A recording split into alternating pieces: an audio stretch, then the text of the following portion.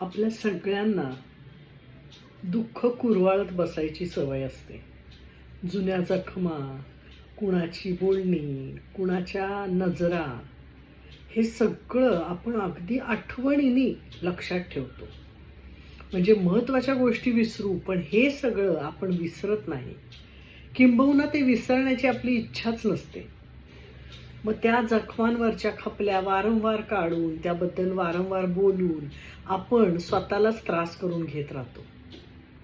त्या दुःख कुरवाळण्याची आपल्याला सवय होते.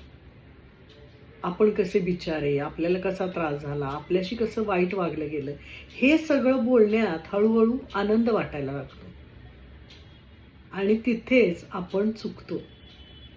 अशी खूप माणसं आजूबाजूला दिसतात की जी त्या जखमांच्या खपल्या काढून दुःख कुरवाळतच राहतात.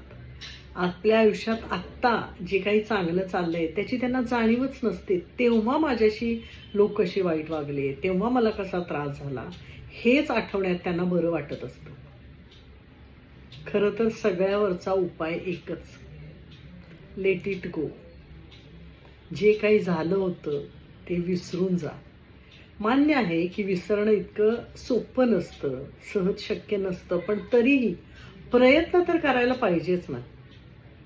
ते दुःख कुरवाळून काही साध्य होतंय का? उलट आजूबाजूच्या लोकांना सुद्धा तुमच्या त्याच त्याच बोलण्याचा कंटाळा यायला लागतो. माणसं तुम्हाला टाळायला सुद्धा लागतात. त्यामुळं अशा अप्रिय घटना विसरून जाणं हे सगळ्यात महत्त्वाचं आहे. Let it go. आयुष्य पुढे जसं चाललंय तसा त्याचा स्वीकार करायचा आणि आनंदी कसे राहू याचा विचार करायचा, याचाच प्रयत्न करायचा. आयुष्याचं ब्रीदवाक्यच ठेवायचं, लेट इट गो.